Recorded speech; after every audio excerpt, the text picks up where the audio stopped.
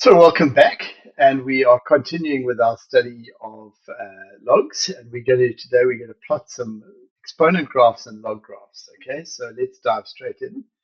Um, we are on page 75. Okay, 76. Looking at question 19. Right. So what it asks us to do, it asks us to draw these functions. Now, fundamental to be able to draw them is having a basic idea of the shape of an exponential graph.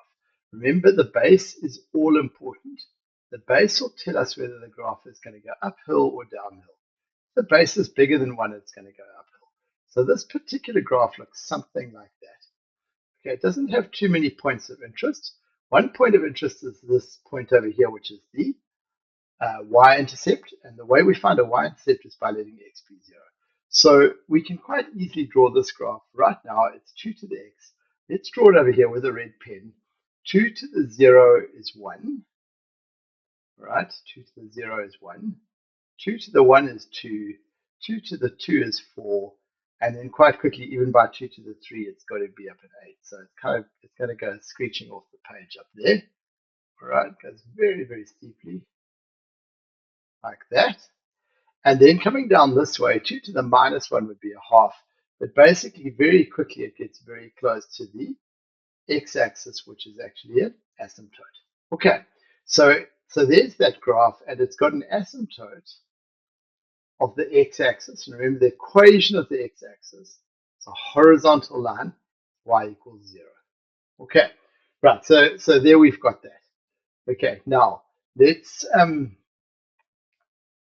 a look. So the inverse function, remember how we find an inverse? We write it as y equals. Then we swap x and y around. Then we write it as y equals again. And we get log base 2x. Right, now, this graph is a log graph. The basic shape of a log graph is to have a vertical asymptote. If the base, and the base here is 2, the base is bigger than 1, the graph will go uphill. Okay, so again, not much of interest on this graph. I'm actually just going to draw it with a blue pen. Sorry, I draw it with a blue pen. But basically what it does have an x-intercept.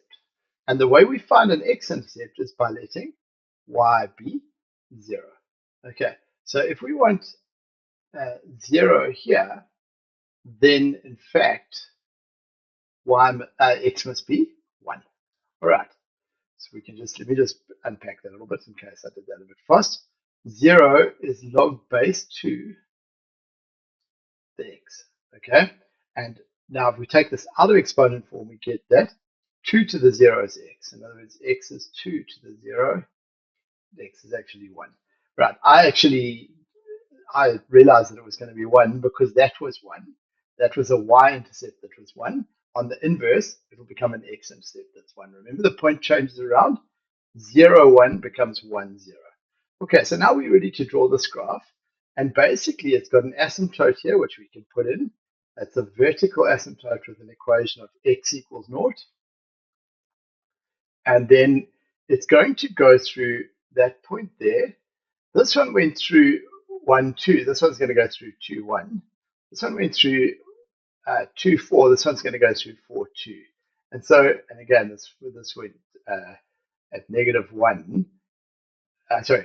It'll be at a half at about negative 1 because that one was at negative 1, a half, negative 1.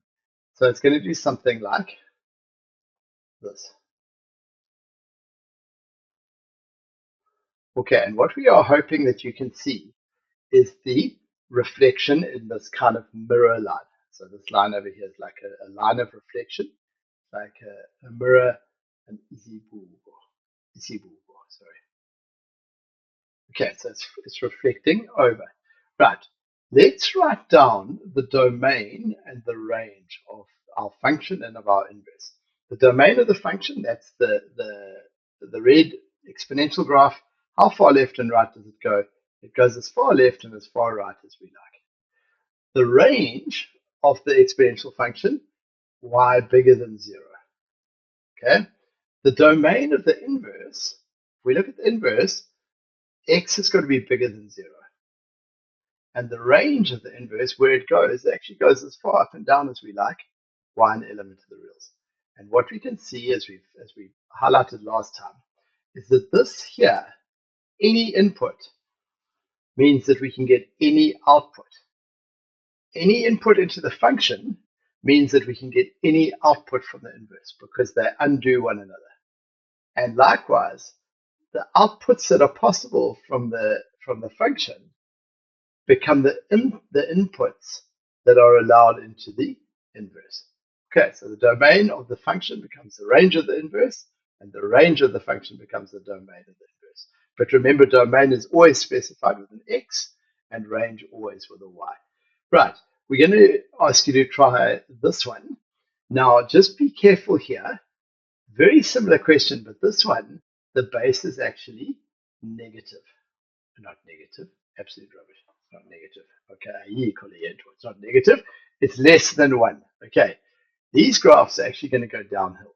Pause the video, try and draw it and see, draw its inverse and see how you go, and then let it play again.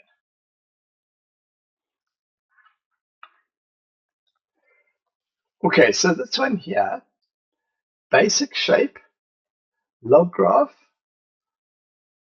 log graph, but going downhill. Okay, so that's the original function. I am actually just going to draw it like I did last time. I'm going to draw the original function with the red pen. So it looks something like that. That point there will be 1. Okay, now we can draw that straight away. Let's just go and draw that in here. So we're drawing log base a half of x. Okay, that point there is 1. What power should we put onto a half to get? So this is a bit glitchy. Sorry. Okay, what power should we put onto a half to get? So we're drawing. Sorry, guys. We're drawing log base a half x. What power should we put onto a half to get 2? And the answer is negative 1. Okay. What power should we put onto a half to get 4? And the answer is negative 2. You can work some of these out on a calculator if you need to, but basically what's going to happen is that this graph is going to come down here like this. Okay, and it's got an asymptote. All exponential graphs have got horizontal asymptotes. All log graphs have got vertical asymptotes. This is a log graph. Its asymptote is x equals 0. Okay, now let's go and work out the equation of the inverse, right? So remember we change it to y equals log base of half x. Then we swap x and y around. X equals log base of half y. And then we write it back into exponential form. Y equals a half to the x. Okay, and then lastly what we can do is we can write it as f inverse of x equals a half to the x. Okay, and this is an exponential graph, but it's going to come downhill, right? It's going to go through the opposite. In other words, the point switched around. So instead of going through 2, -1, it's going to go through -1, 2. Instead of going through 1, 0, it's going to go through 0, 1. It's got to, this point over here has the same x and y values. Okay, it looks to be about 0,8. I'm not sure what it is, but 0,8, 0,8. When you swap 0,8, 0,8 around, you obviously get exactly the same value. So this thing's going to come down somewhere like this. Right, you have to draw it exactly. Okay, and now it's going to start to hug this asymptote over here because there's an asymptote, a horizontal asymptote of y equals 0 again. Okay, so there's kind of the full picture, all right? And once again, we hope that you can see, the mirror, this piece over here, now I'm just going to draw it with different colors. This piece over here is actually reflecting to there. And this piece here starting to hug an axis. Sorry, let me just do that a bit neater.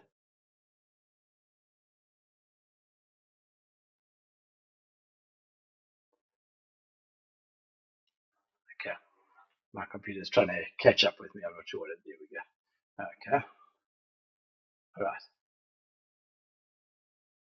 So that's the reflection, that green piece down to there. Okay, and then just waiting to draw the blue piece, but this blue piece reflects to there. Okay.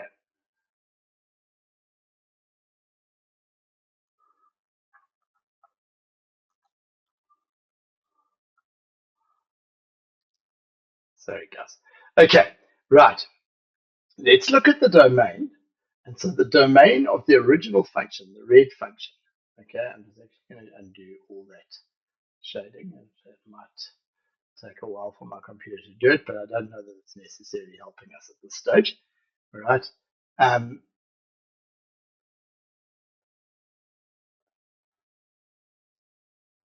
Okay. The domain of the original thing, the red function, is x bigger than 0. The range of the red function ranges up and down. Y can be anything. The domain of the inverse, the blue function, x can be anything. Remember, the domain is about left and right, how far left and right it goes, element of the real numbers. And the range of the inverse, the blue graph, is y bigger than 0. And again, what we've got is that the domain of the inverse, sorry, the domain of the function being bigger than 0 is the range of the inverse. And the range of the function, anything, is the domain of the inverse, anything. Right, now there's a couple more to draw, and we're going to ask you to pause and try number 19, sorry, it's actually number C and number D, right? So we're going to ask you to try the ones on page 78 and on page 79. Pause the video, have a go, and then see how you went.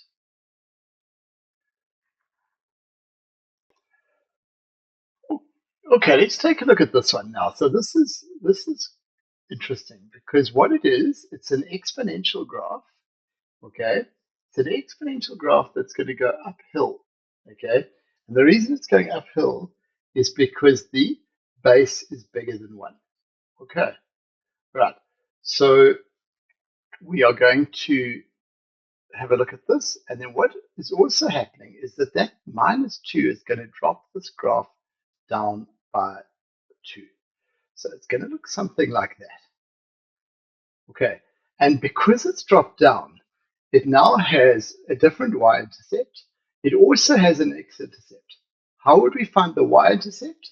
That's easy. We would let x be 0. 2 to the 0 is 1.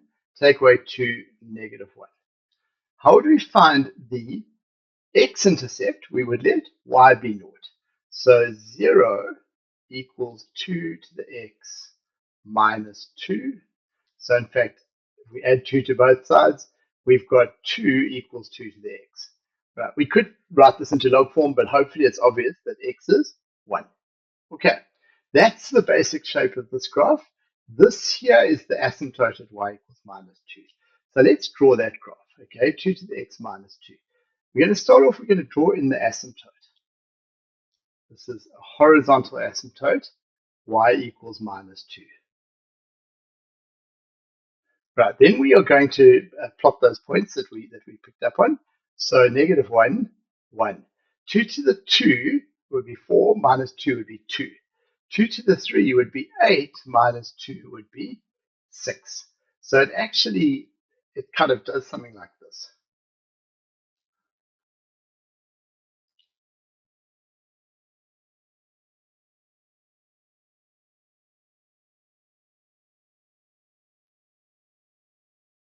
Okay, something like that. That is our function. It's called f. Right, now let's turn our attention to the inverse function. So y equals 2 to the x minus 2. Swap x and y around. X is 2 to the y minus 2. Right? Make y the subject of the formula. Get y on its own. So let's add 2 to both sides. X plus 2 is 2 to the y. All right? And now we're going to use logs. So y is actually going to be log base 2 of x plus 2. And the brackets are important. And so, in fact, f inverse is going to be log base 2 x plus 2. Now, our normal log graph, right, this is going to be going uphill, and it normally has a vertical asymptote of x equals 0. This, and we are going to revise this with you, but this here moves the function 2 to the left. Okay, 2 to the left. All right, and so if we take a look at this, we now have, we can see what this graph is going to look like. We'll draw this one with a red pen. So instead of the asymptote being at 0, it's going to be at x equals minus 2.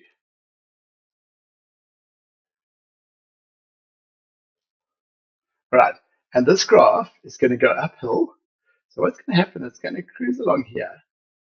It's got to cut that cross, that dotted line at the same point as our other graph. Now, this graph had a y-intercept of minus 1. That point's name is 0 minus 1. Let's switch it around to negative 1, 0. This point here is 1, 0, so it's going to flick over to 0, 1. This point was 2, 2, and 2, 2 swaps around to still become 2, 2. And so what we've got, and we hope you can see it, we've got this reflection again about this line y equals x. Okay, there it is. That would get us full marks in a test or an exam, but we do need to write down what the domain and the range are. Now remember that the domain of the original blue graph is how far left and right it goes as far as we like, okay? So x, element of the real numbers. The range, notice that normally the range would be y bigger than 0, but the graph's been dropped down by 2, so y bigger than negative 2. The domain of the inverse, if we look where the red graph actually starts, it only starts for values bigger than minus 2.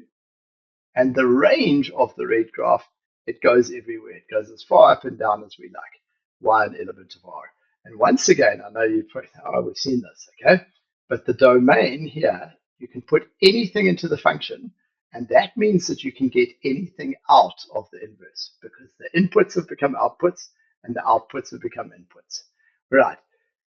Likewise, the range, the things that you could get out of the function, those are the things that you're allowed to put into the inverse. Remember, domain is about inputs, range is about outputs. Okay, before the next lesson, we're going to ask you to try and draw this one. Right, this is the log graph, also sloping uphill. How do we know it's sloping uphill? We know it's sloping uphill because the base is bigger than 1. Try it and have a great day, and we look forward to seeing you tomorrow.